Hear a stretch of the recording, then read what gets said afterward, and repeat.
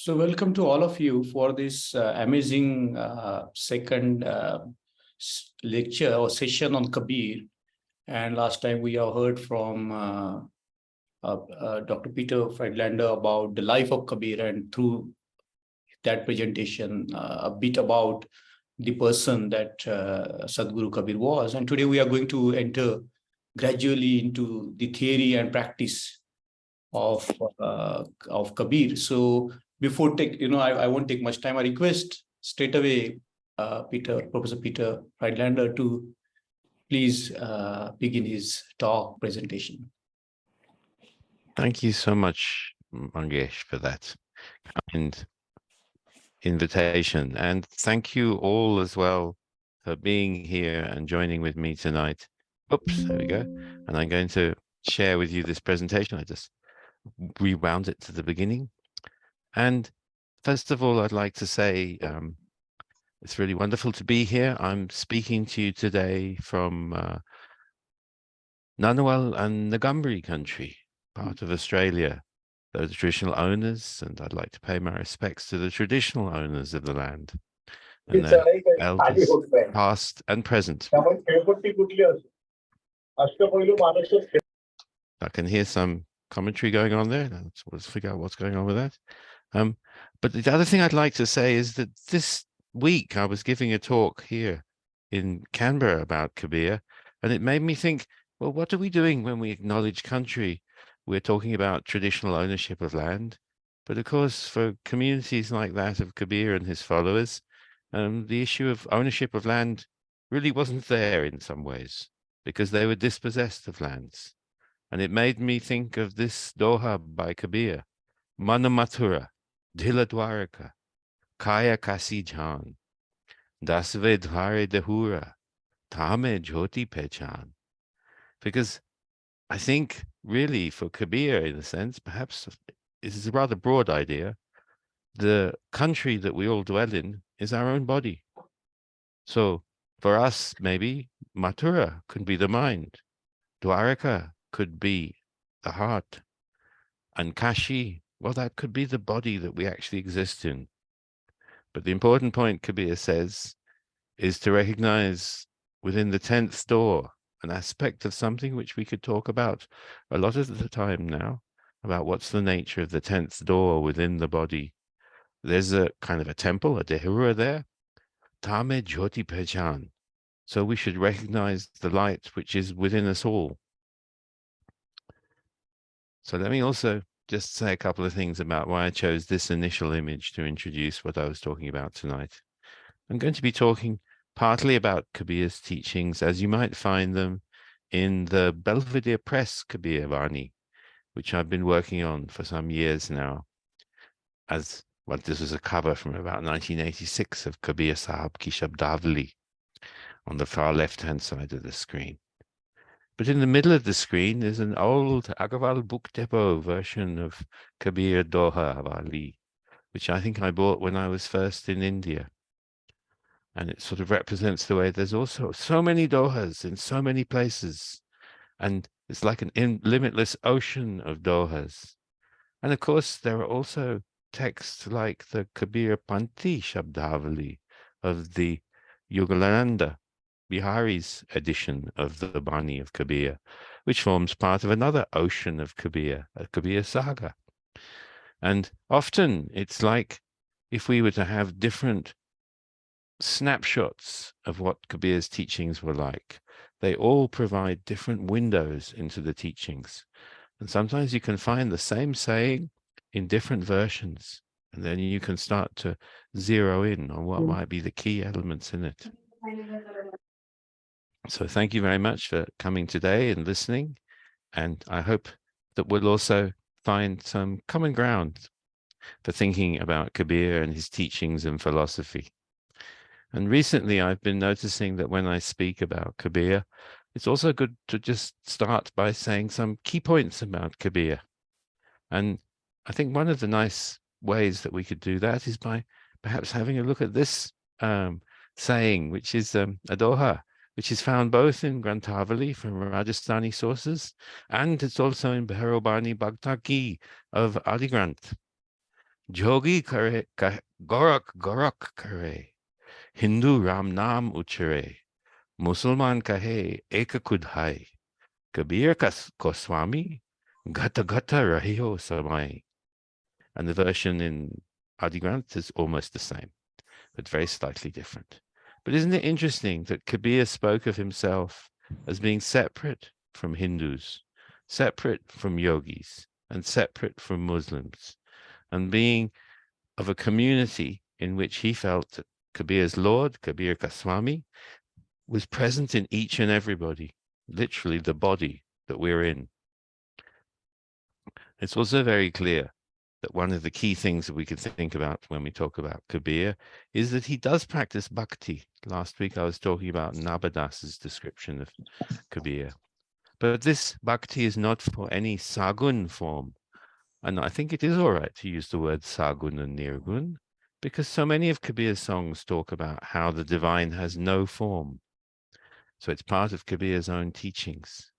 And also it's important to notice that Kabir is very emphatic that he might use a word like Ram or something like that, but he absolutely rejects avatara doctrines. And most of all, what's very clear is that Kabir is renowned and famous for rejecting outward religious forms unless people understand properly what they're doing, and how he spoke of the divine being equally present in all. And over the years that I've been studying Kabir and Ravidas, I've realized that the idea of the equal presence of the divine in all is very key to this, because it's not that some people are able to have more divine attributes and some less. Everybody has divine present within them. So how to approach talking about the teachings of Kabir is a bit of a challenge, because I might sort of say, well, let's start by looking at the systems of the yogic nature of the body. But today, I don't want to do that. I want to start by saying, let's look at some key ideas. And the ideas I'd like to talk about today are Surati and Nirati. And we can do two things by doing that. We can look at why we do this, and also the different ways that people have understood these terms. So like Kabir, it seems to be that everybody agrees that Kabir is a great man and very important, but nobody always agrees. Everybody always seems to have different views on why that's the case. And everybody seems to agree that Surati and Nirati are very significant. But again, there are a multitude of views about why this is the case. So these two terms, Surati and Nirati, are found quite often in Kabir verses. And they're also found in verses by other Nirgun sants. I found them in Ravidas and everybody else. And in Shaiva Nat Yogi verses and Vaishnava verses. And Surati is first found in works from the time of the Buddhist Nat Siddhas, or just Siddhas from around the 10th century, Saraha, Krishnapa, and others. And etymologically, it probably derives from the same root smarana as the word which we know from Pali as sati, mindfulness. So there's some relationship between mindfulness and surati. But what is the nature of that? We have to investigate for ourselves, literally. And my graphic here is an image of when I was living in Benares in the early 1980s. I took some photographs and made a kind of mandala out of them.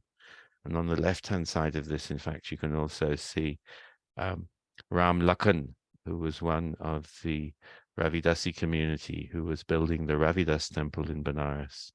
And I think we may have some other people there and some other recognizable parts of Varanasi's kaleidoscope. And just as Varanasi is a kaleidoscope, or was, Benares is a great symbol for all of the things that happen, both the good and possibly the bad as well. But let's have a look at this Kabir Panthi tradition. And here is a person I got to know from 1986 onwards, when I first stayed with the Kabir Chora monastery in Varanasi. And there I met Vivek Das and Vichar Das, who at that time were the two potential candidates to become the Mahant of the Kabir Chora tradition. But when I was there back in 2017, the most recent time I was in Varanasi, I asked Vivek Das about the meaning of Surati and Nirati, because I'd already been thinking about it for a while and how I could teach people about possible ways of understanding it. And he pointed out to me that you shouldn't think of it all as meaning exactly the same thing. If you find the word Surati on its own, he said, it meant something like awareness of the divine in the body. But if it was in the phrase Surati Nirati, it meant awareness in the breath, possibly the subtle breath is really what we're talking about, the pran on the right and left sides of the body. But he said critical to all of these meanings was that it was awareness within the body, because there was no other form of awareness. Anything that exists within the body. This is a rather nice picture of Vivek Das from a little bit more recently, clearly pointing out something to somebody rather emphatically. I was looking for another of my own pictures of him, but I couldn't find it due to everything being everywhere. Never mind. So it's interesting to think that that represents then a very sort of straightforward Kabir Panthi tradition from the Kabir Chora tradition. And also it has this idea of awareness of the breath in the left and the right of the body. And also I think one time, probably in about 1990 or so, I was in Varanasi and I was at Kabir Chora Mat, and somebody gave me a copy of a collection of different texts which are called Svar. Well, we'll come to them. We'll come to them. But they also have the same thing. Svar Chandrodaya. Let's come to it. But let's go to this bit now. Stick to my slides. Thank you. Here's a nice image that somebody's put up from a very interesting Forward Press article about the Nath Pant and Machindra. But what I want to talk about is a particular text that's called the Machindra Gorak Bodh. And it might go back to the 16th century, possibly earlier. But certainly by this time, it's interesting that in teachings from the Gorak Nath's followers, in other words, from the Shaivite Nath Siddha tradition, you find questions being asked where Gorak is asking Machindra questions which include what is Surati and what is Nirati. And in one section in the text, he asks Lord, i.e. Machindra, what is the seed and what is the field? What is hearing and what is seeing? And Machindra replies, Avadut, mantra is the seed and the intellect is the field. And then hearing is Surati, seeing is Nirati. And there's another place in this text, Gorak, who I've misspelled there, sorry about that, is also told, Surati is hearing without ears, and Nirati is seeing without eyes. And as a Buddhist practitioner, it also seems to me that this reminds me of a famous Pali Sutta in which a monk comes from Avanti to see the Buddha, but he's in a great hurry. He's called Bahara, and he says, I've just come, basically sort of Mumbai side, and I need to have the essence of the teachings because I need to get back quickly. And the Buddha says to him, in the seeing, only see hearing, and so on for all of the senses. So there's something which has been of interest to people in spiritual traditions from the time of the Buddha onwards, which relates to what's the relationship between the consciousness of seeing, the consciousness of hearing, and how that can exist only when there is mind, there is a consciousness of hearing, and there is a consciousness of something which is sensed. But it's interesting that something like Surati could be described as hearing without ears, and Nirati as seeing without eyes. But this is not, I'm saying exactly what Kabir says. I'm saying this is a contemporary kind of understanding which we also need to think about, because it shows one way in which these two terms were understood, probably earlier than the 16th century, so probably at the time of Kabir. So in other words, if Kabir was talking with an avdut, as he often does in his verses, he might have been thinking, well, this avdut will be thinking that Surati and Nirati mean these things. And then I've also, for a number of years, been very interested in a sant called Charandas. He's from the 18th century, from Alwar, but then settled in Delhi.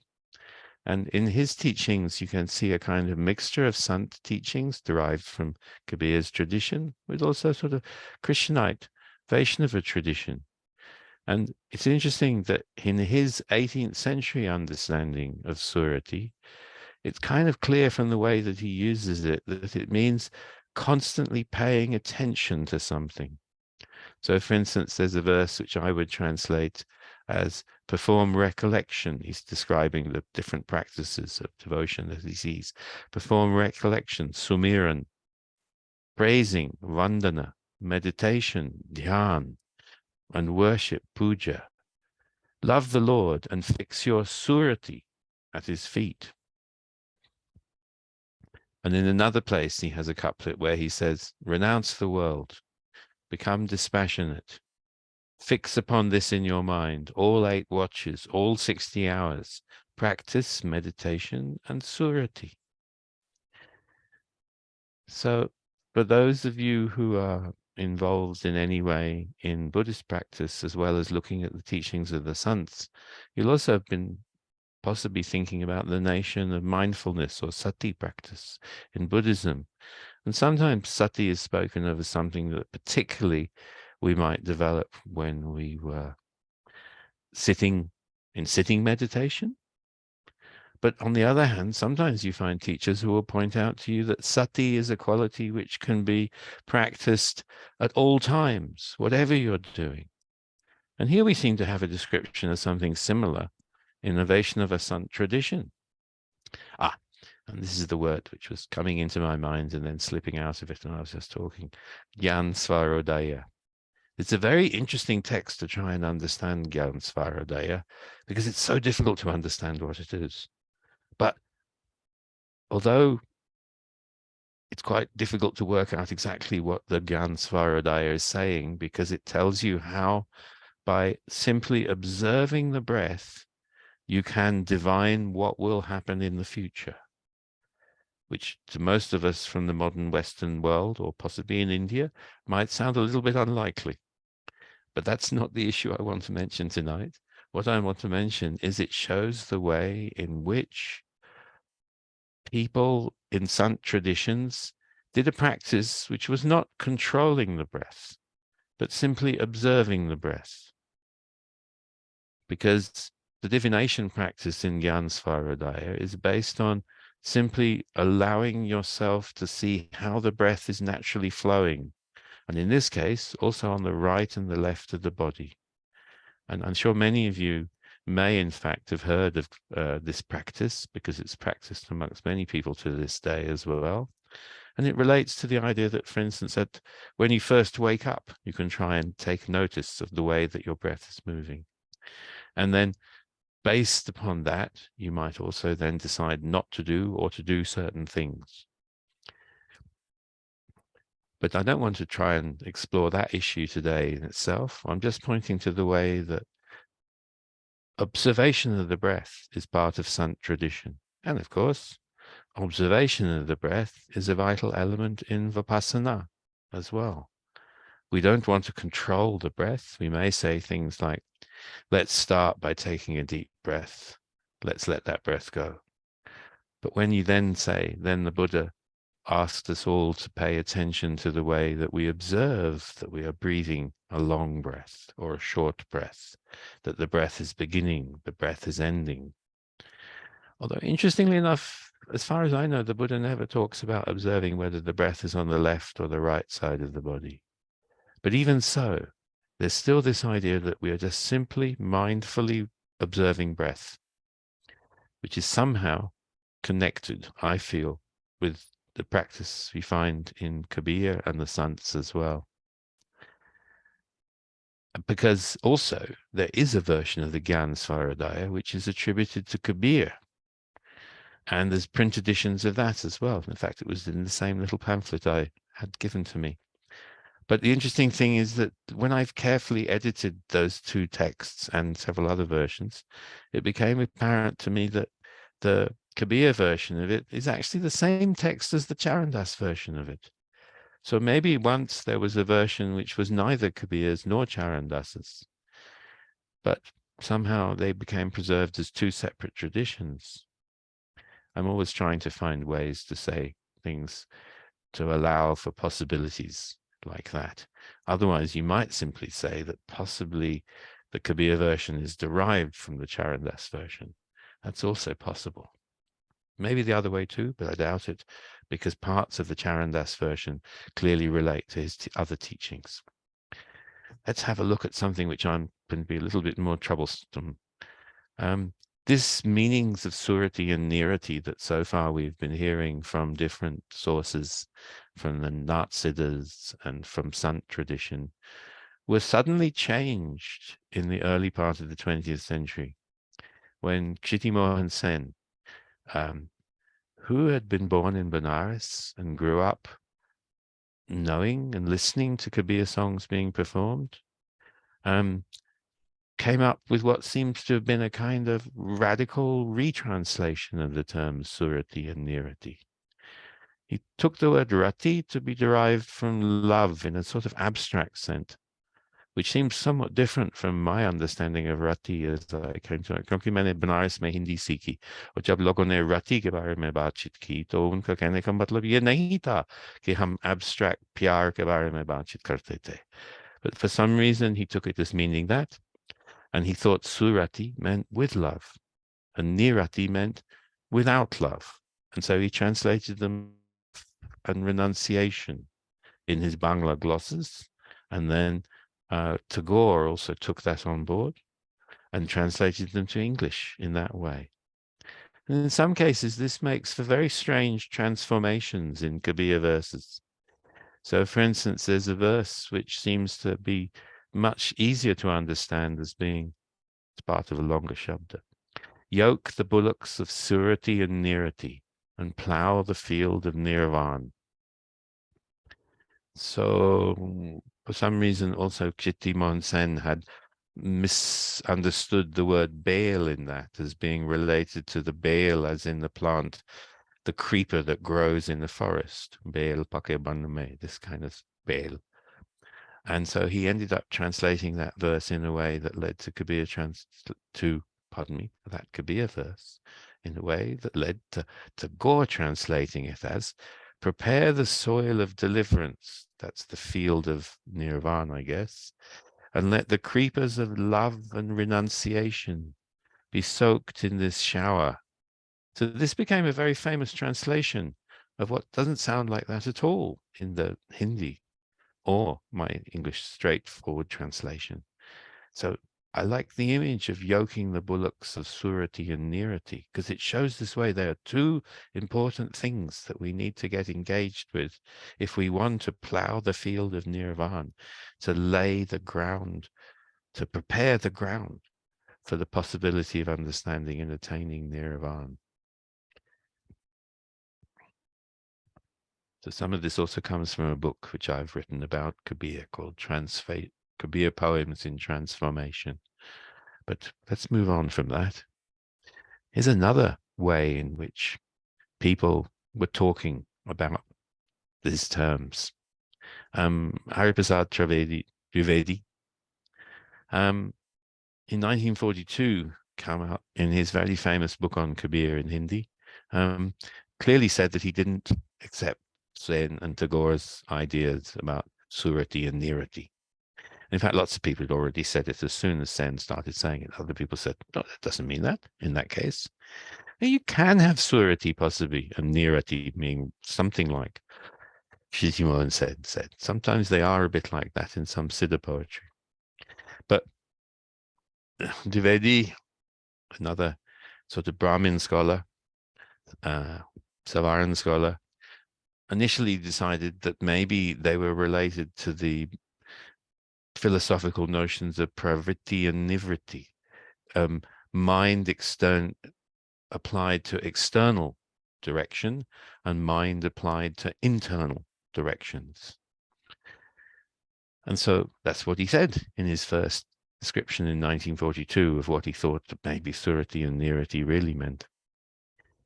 And he's quite an influential person after all, so it's worth thinking about how his ideas might have affected people's perceptions of these two terms. And in 1963, he gave a lecture which was published in a little book called Surati and Nirati, in my memory. I don't have it here with me today, but I have it mentioned in my other book.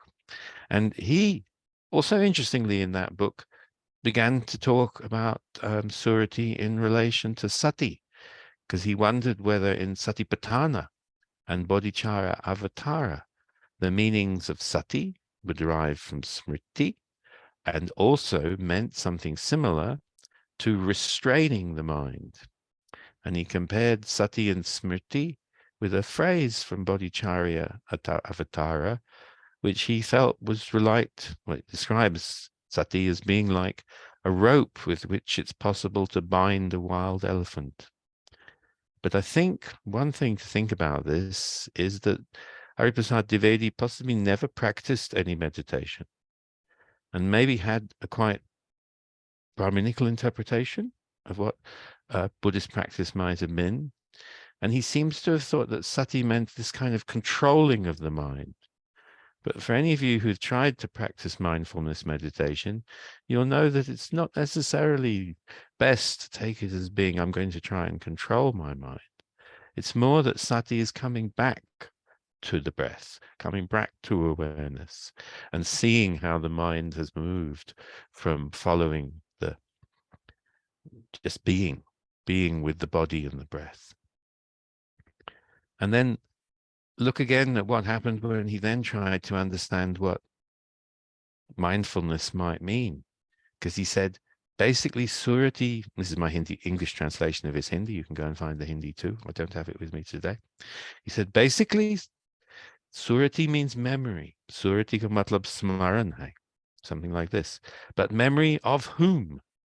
Of some supreme beloved who dwells in the innermost. But that's a kind of leap that he added onto it. Because after all, sati doesn't necessarily mean memory of something from before. In fact, sati is much better thought of in many cases as being with the present, what is.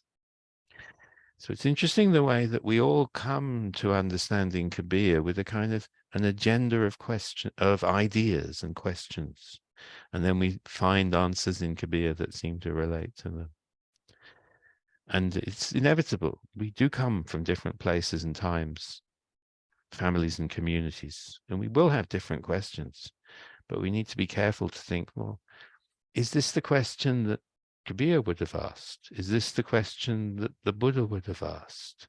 Is that what they mean when they ask this question, if we actually have a question by them?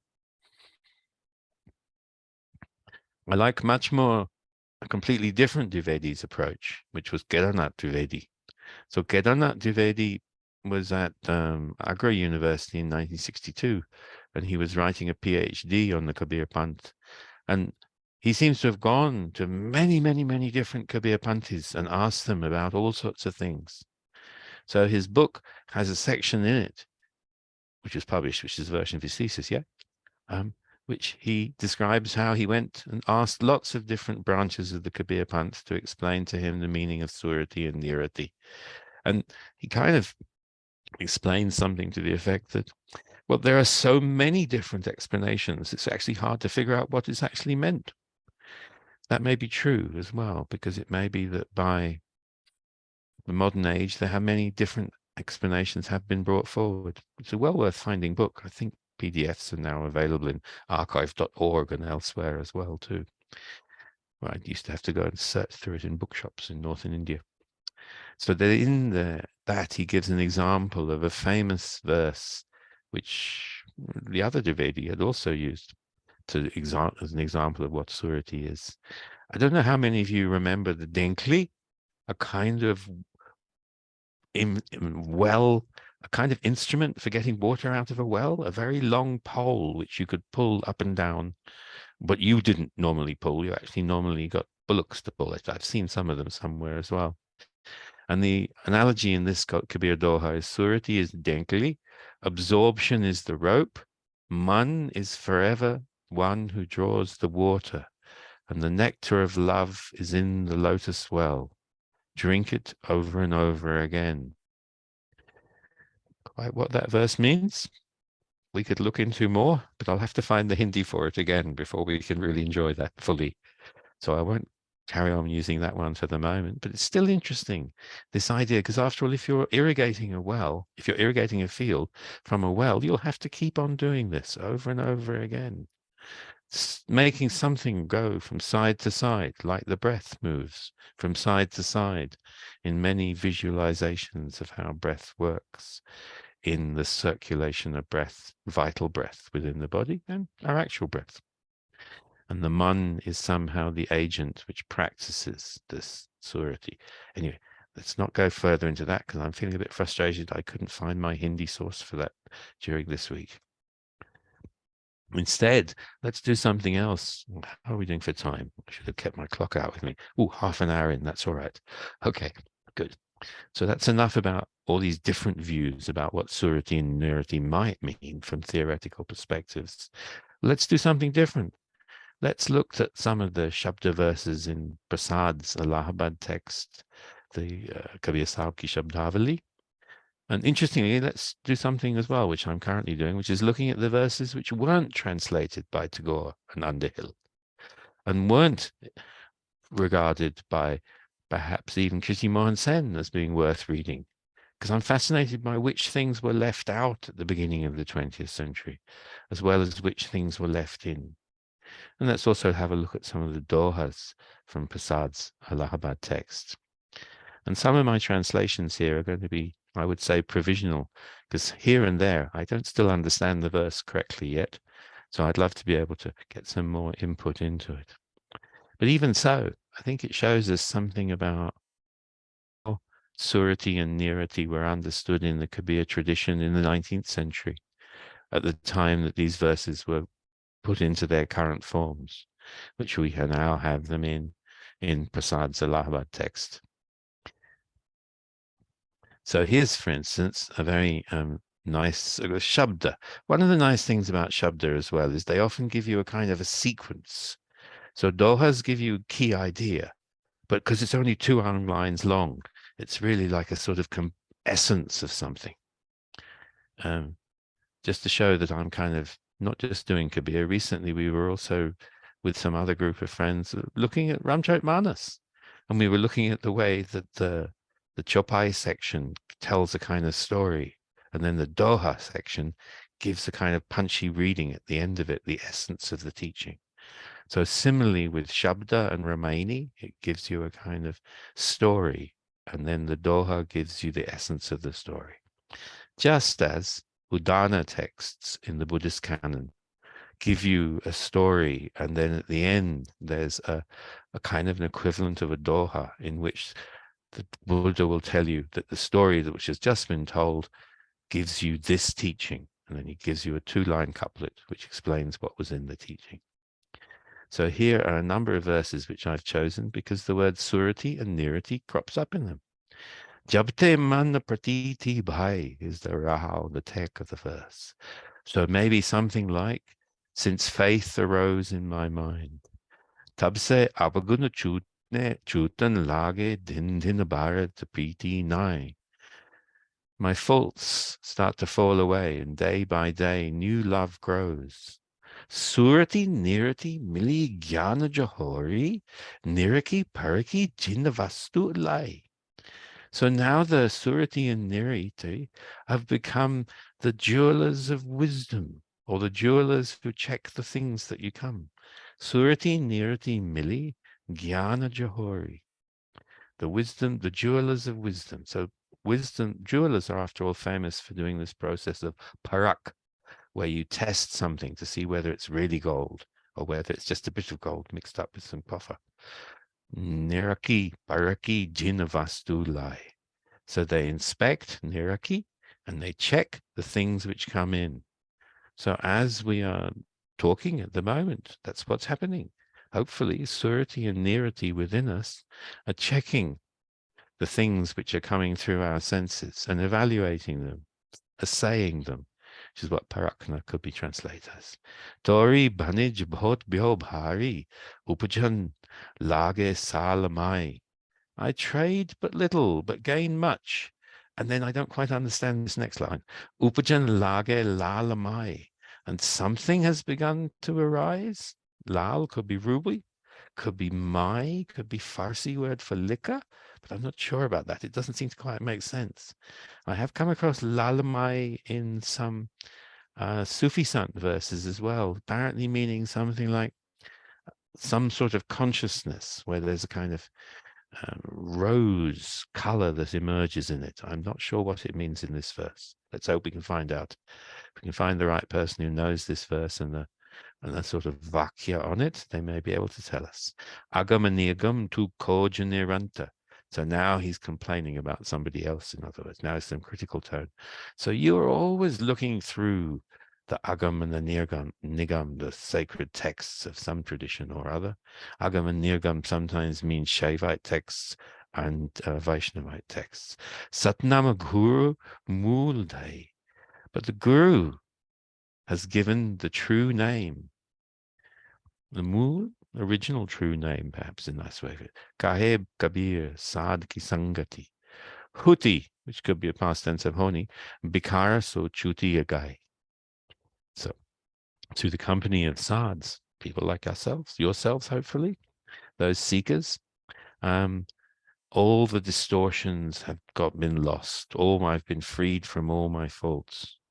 So there's a nice example of how you could say that there's a picture in Kabir of the relationship between love or faith, pratiti, and the growing sense of attraction to the path and the role of Surati and Nirati in that path. Here's another verse, which is from Viral Prem Ko Ang. And look at this one. This is an interesting one because this is a Viraha type song. I think it's got to be imagined in fact as that. Kaise din kati hai jatan bataiye jaiyo. Yehi pa Ganga, ohi pa Yamuna. Bichva Maria हमको चाहिए चाहिए. आंचरा फारी के काज बनायन अपनी सुरतियां हीरे लिखाई जायो. कहत कबीर सुनो भाई साधु. Bahia pakari rahia bataiye jayo. I think that could be a lovely song. I've not ever heard it sung so far. So I think the first part is something like Saki or a Viraha, a woman who is a lover in separation, singing about her condition. Tell me the way I can pass away my days. Katihe jatan, din katihe jatan, the method for passing away my time. How can I get by? How can I live? Yehi pa Ganga, ohi pa Jamna. On this shore is the Ganga, on that shore is the Jamna. And this immediately makes me and probably many of you think, oh, this means the right and left paths within the body. And where does Kabir often want to make his hut? He wants to make it on a hill, or he wants to make it between the two rivers. Often it's both. So Bichva Maria. And Maria is that sort of making of a something. Hamka Chavaiya Jaiye. So I've made myself a straw. Whoops, I've gone to the wrong slide. Made myself a straw hut where I dwell at the center. That's the Maria. Bichva. In the very middle, I've thatched my hut. I think it's not a very high-tech hut, in other words. Ancha farike kagas banaye. I've torn up my veil. Woo. Is the veil the body? Often is in these kind of verses, isn't it? And I've made paper out of it. And what am I going to do? I'm going to write on that with surati and heart. Ire. Apani suratiya, and with my mindfulness, let's translate surati as mindfulness. It'll make our life easier, really, in a way. I shall write on my heart. Kehet Kabir suno bhai sadhu. Sadho. Kabir says, listen, brother sads, brother seekers. Bahiya pakri ke rahiyo bataiye jayo. I think he's saying something like, tell me how to live holding your hand. In other words, maintaining a linkage with something which is divine. And in some more verses in a little while, we'll see this connection between the idea of contact between Virha, the one who is the lover in separation, and they're asked what they want to find. So here I'm going to switch to Saki Sangra of Baleshwar Prasad, and I picked out 4 of the dohas on Surati from it because I thought they were quite useful for us thinking about what Surati might mean in Kabir's practice. I like this one because I've been thinking about this for a number of years. Why does Kabir use so many examples from everyday life and from everyday occupations? And I think in some senses, it's because he's talking to people from everyday life who are practicing everyday occupations. So if it's, this one's got a dobi in it, we'll probably find another one in a bit, which I'm going to show you, which has a halwai in it. So Kabir was talking to the dobi, talking to the halwai, talking to everybody. Guru dhobi sikh kapra, sabun sirjanaha, surati silar par dhoye, nikase jyoti apar. Dhobi is the guru. Disciple is the cloth. The creator is the soap. Are we going to translate that? I'm not sure. I've left that out there from my translation. Please excuse me. We'll have to work out how the soap can be put into this. It's very nice, isn't it? But then look at what Surati is now. Surati sila pardoye. So Surati is the stone on which we wash the cloth. And my memory of washing cloth in India is I will get my cloth and I will sort of squeeze water into it, and then I'll bash it over and over again on the slab if I was having a sila to do my washing. Just like in a sense, the breath is over and over formed and then passes through. And if I wash my consciousness correctly, apparently with Surati, then Nikase Jyoti Apa, that reveals infinite light. I don't know if infinite is actually there. I've just put it in. Nikase Jyoti Apar. What is the apar is the infinite, isn't it? So if out of that comes light, infinite. So that would be something good if we could have infinite light. There's some wonderful bits of Buddhist teachings as well about the nature of consciousness is inherently a kind of light. Not in a kind of transformative sense of something to do with divine necessarily in that case, but just as a lightness to consciousness. Let's have a look at this next verse. I like this one too. And again, you might translate it in different ways, but this is a possible way. Abaran abaran amur jo kahu ta hi kinapeka guru daya te pave surati nirati kari dek. So something like this, ineffable, formless form, abaran abaran. It's amurt also, without form. Say who's seen this. Kaho tahi kinapek. Guru daya te pave. Those who found the Guru's grace. Surati nirati kari dik. Those who practice surati nirati, they've seen. So tell us, who's seen that which is invisible, formless form, ineffable, invisible? Only those who found the Guru's grace. So again, let's move. Not sure what the Guru's grace could mean for you. Could mean different things for me. But just like if I'm fortunate enough to have been born in an era when the Buddha's Dharma is present, I think that's a kind of extraordinary moment. So I'm able to hear the Dharma and practice. And I'm also possibly, although I'm not quite sure what I'm doing necessarily, I'm hoping that I can also practice something like Surati and Nirati. I can certainly try and practice mindfulness.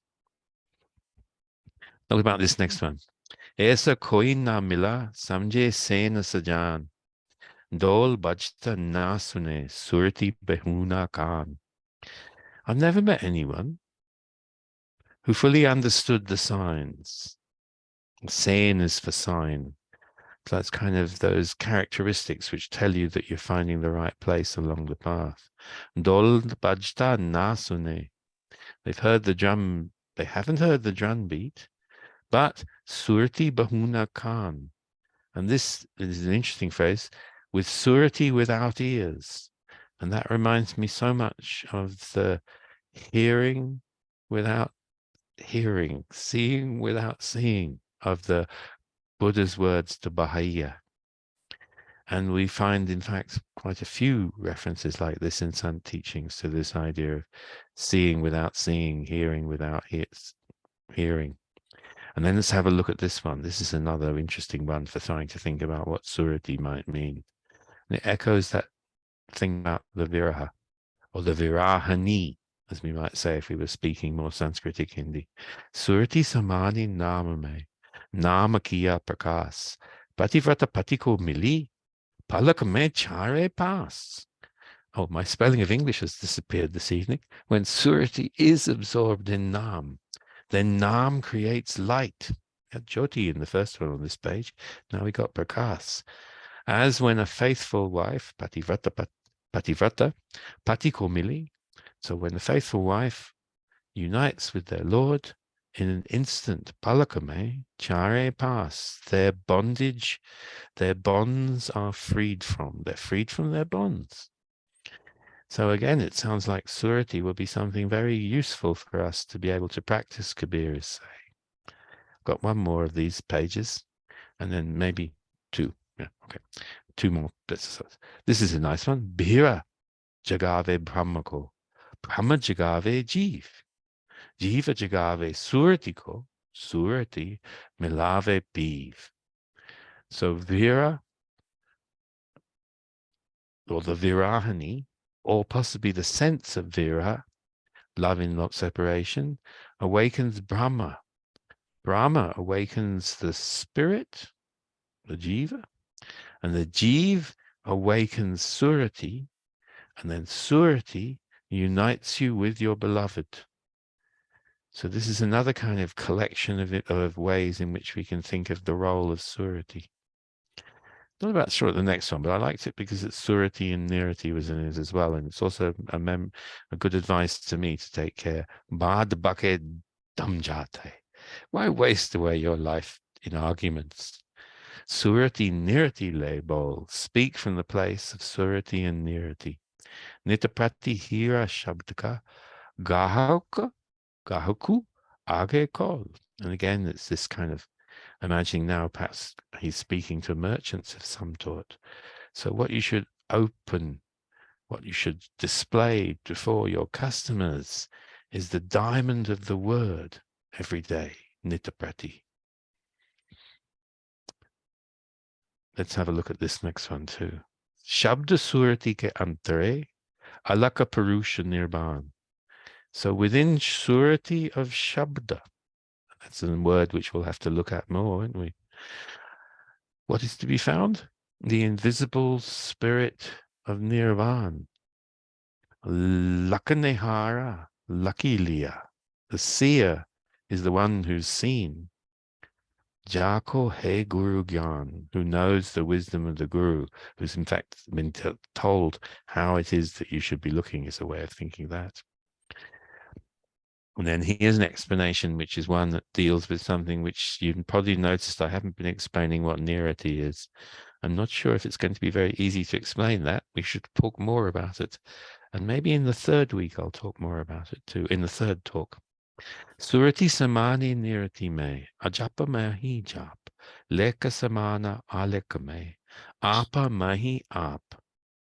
So Surati absorbed in Nirati. This phrase crops up in a number of Kabir verses. Ajapa mahi ajap. And the unchanted is in the chant. And the ajapa is the chant without a chant. And that's possibly also you could think of as being the breath in itself, not an utterance made as a jap, but awareness of the way that the breath is coming in out. And we're always involved in this kind of ajapa in that sense. Leka samana alekme, the visible absorbed in the invisible. If all those conditions are met, apa mahi ap, the self is within the self. So I think what you got to see is the possibility is that if we try and look at the sayings of Kabir, we can see the way that terms like Surati and Nirati point to aspects of Kabir's practice. And if we free our minds from what might be considered to be different interpretations of Surati and Nirati, which have appealed to people at different times and in their own way may all have been very important, and try and see it through aspects of what might be practice that we could also take upon ourselves. There's an interesting relationship between all these things. And this is a rather nice verse, and I have 5 minutes, I'll do it. This one's also from the same collection, and this one's addressed to a halvai. Man halvai ho, satnam bimal pakwan. Our mind become a halvai. A halvai of what? The pure sweet of the satnam. And again, we're going to try and have this is a description of a process, isn't it? Kaya, karahi. Kaya is the body, but it's also the vessel in which you're going to make the sweets. And karam is the grit, haru, full of the butter, the ghee of action. So actions are the ghee that you want to fill into your body. Mana meda hosanu. And if any of us are in halwai or cooking mode, we might like to think about let your mind be the flour in the mixture. Let the fire you stoke be Brahma fire, Brahma Agni Udagarike, to Ajaba Mitai Chonu. Or maybe it should be Chanu. I have to check that again. To create the most incredible sweet. Tan hamaro takri ho, man hamaro se, surati hamare hania ho, or handia ho, chit hamari fair. And this is the old measures of let body be the scales, let mind be the counterweight, let surati be the scales balancing bar, let consciousness be the swaying of the balance. So this is a bit like that image of the Denkli. So it's like the idea is you have an old-fashioned scales that you hold up and you put things on, you need to have a weight on one side, you push back and forwards to balance to make sure the right side. So this is a similar thing. Surati is the balance of the scales. Gagana mandal mein gar hamaro trikuti mor dukan, reni hamari unumani, tate lagi basto bikan. Let your home be in the sphere of the heavens. Let your shop be at the threefold confluence. We'll talk more about in the next couple of weeks, hopefully. Let your dwelling be in unmani, beyond the mind. That's one possible meaning for it. It's there you should sell your wares. And then this next verse, the Doha seems to be a criticism of Shaktas. Lob lahar nadia bahe ho lak chorasi da. Binagur sakit Shakta.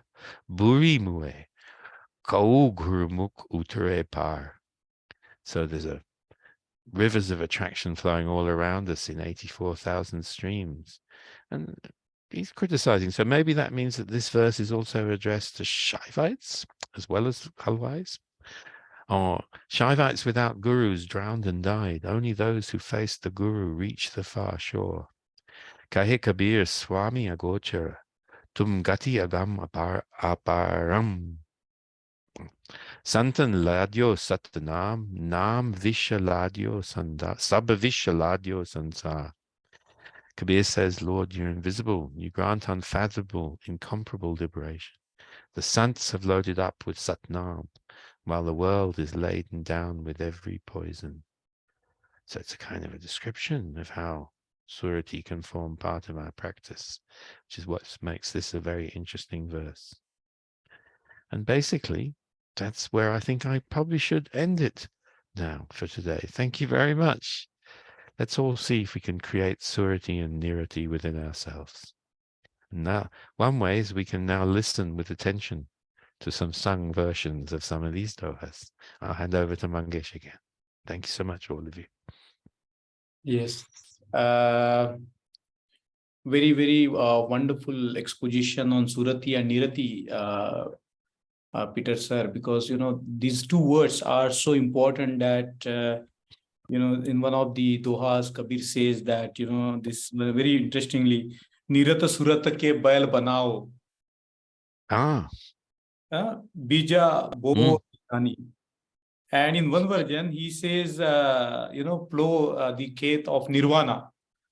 And I think the direct linkage with the word nirvana, with the Nirati and Surati, and the way you have explained the various dohas, that reminds me of samatha vipassana meditation. Because Surati, if we take the word like Rati and Arati, they are like technical words in Buddhism. When the Buddha was distracted from his practice, this Rati and Arati came. And the Buddha was, absorbed in something good, something wholesome. So I think one of the ways by which we can translate the word Surati is a wholesome absorption. In a way, Yes. the wholesome absorption into, the positive mental states. And in that reminded me of Satipatthana, in a sense, as you were talking of coming back to the awareness of the body. Kayanupassana, the first Pathan.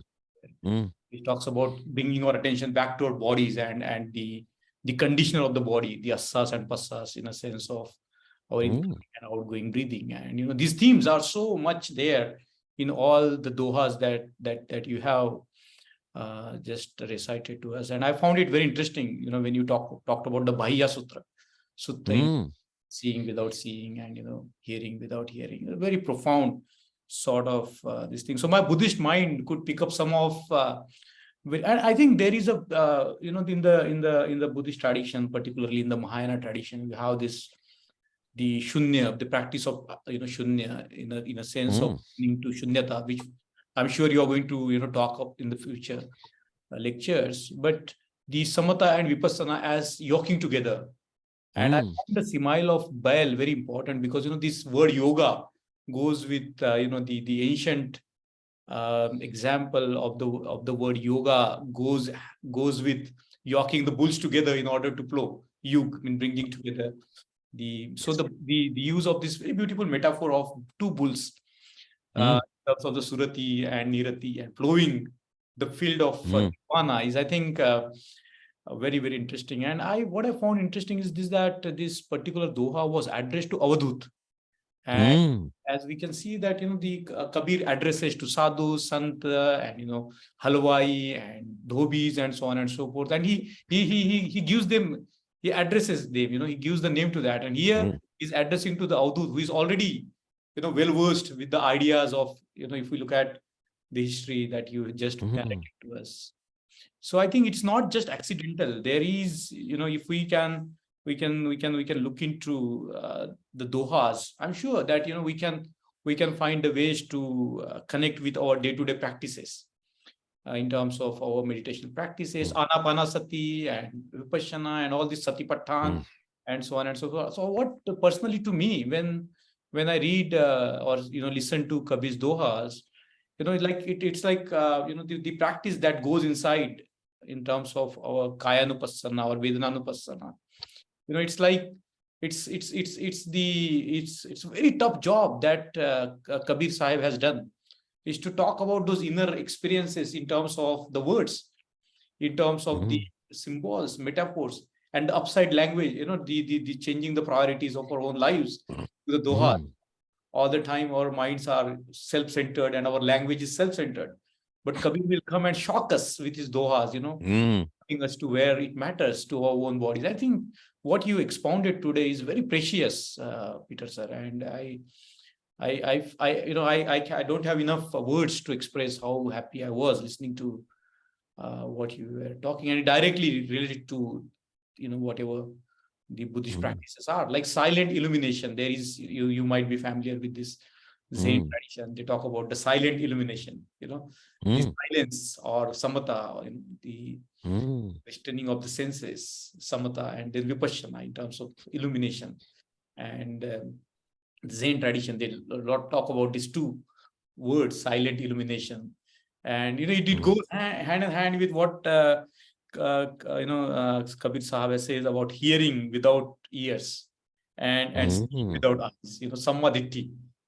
So I thank you so much, Peter sir, for a very beautiful exposition. I really loved it. You have any comments before we request Jayashree to sing her dohas? Thank you so much for your kind comments, and thank you all so much for all of you for listening. And I think, and I can see a nice text comment there as well. I think it is extraordinary how much we can see in Kabir and its relationship to Buddhist tradition. And it's so tempting to explore the ways in which maybe Surati and Nirati can be something like Vipassana and the insight or meditation, and the other one can be like jhana as well. It's a possibility that I will explore with you in another week, that we can also think about the relationship between jhana and some of these terms here. What is Kabir's relationship with jhana meditation as well as insight meditation is another thing to think about, which is full of possibilities. So please, I think I'd love to hear the singing of the Doha now so that I can stop all my bhakna and instead practice my surati and nirati. So I think that's the way you have related about examining everything with Surati and Nirati. It means it's a constant practice. It's not just sitting on our positions we practice. It's day to day, and it's very beautiful, Peter sir. Very, very beautiful indeed. Let's all speak from our hearts and feel with our hearts. Dhanyavad. So may I request Jayashri to please recite some dohas for us from today's collection? Yeah, sir, Peter sir and Mangesh sir, I could only prepare only two of the dohas from this whole series, because I didn't get much time actually. But whatever you interpret, both of you interpreted today, I mean, it was completely new for me. The way you both interpreted Kabir dohas is just very beautiful. I mean, I got new perspective to read those dohas and understand it. So I just prepared only two dohas, and I'll sing first that Kaise Ab Kaise. Okay. Uh, कैसे अब कैसे दिन कटी है जतन बताए गई जतन बताए गई कैसे अब कैसे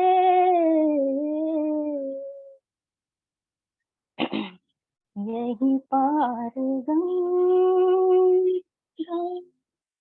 वही पार जमुना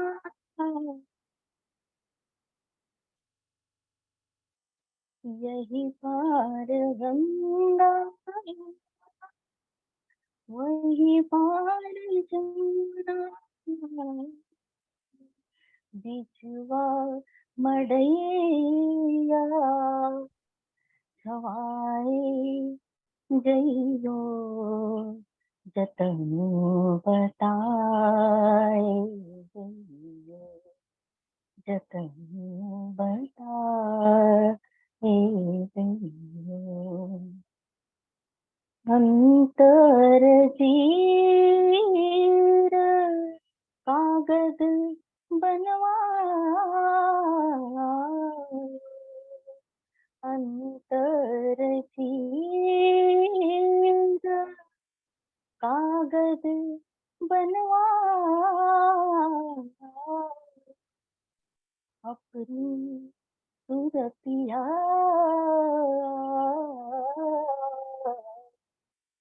लिखाए जइयो जतन बताए गइयो जतन बताए गइयो कहत कबीर सुनो भाई साधो कहत कबीर सुनो भाई साधो बाह पकड़ी राह दिखाऊं जइयो जतन बताए गइयो जतन बताए गइयो जतन बताए Om. That's it. Thank you. Sadhu, sadhu. Thank you. I could not sing it well because I didn't get much time to prepare actually. Wow, fantastic. Sorry. Very, very beautiful indeed. Mm. I don't know, for the last class, a few duas were remaining. Kamlesh, do you have, do you want to sing? Because very, very mesmerizing, Jai Shri. It was a beautiful. That was beautiful. Thank you. Sir, I want to prepare it. Just JC ma'am can sing. Yes, yes, yes. Right. Yeah. What we are thinking, Peter sir, what we are thinking is to really get these dohas that you are sharing in the class, sung by Jai Shri and Kamlesh brother and others, and really compile them together, and really, make them into something kind of ensemble where people can, contribute to community singing. So it's That would be wonderful. Yeah. Oh, if I could sing like Jay Shri, that would be unimaginable for me. That's a great deal of work and effort to learn how to sing like you do, Jay Shri. Beautiful, beautiful raga as well. Thank you, sir. Thank you so much. So before we part for today, I think we can have 10 more minutes of discussion. If anybody has any question to ask to Peter, please go ahead.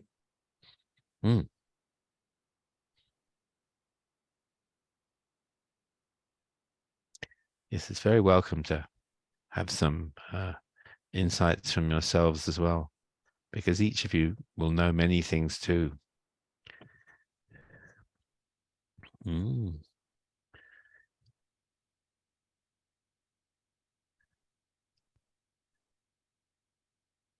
However, that being said, it is for me 11:40 at night.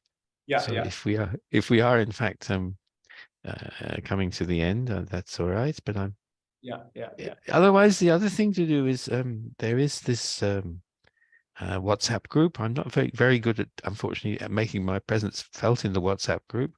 But if any of you do want to, after you've thought about what I said today, want to make some questions or discussion points in the WhatsApp group, that might also be a way. And then during this week, hopefully I might manage to be a little bit better on making some presence in the WhatsApp group to respond to your questions too. And there's also some people who put some very interesting links into it. So I'd be very interested to see some of that too.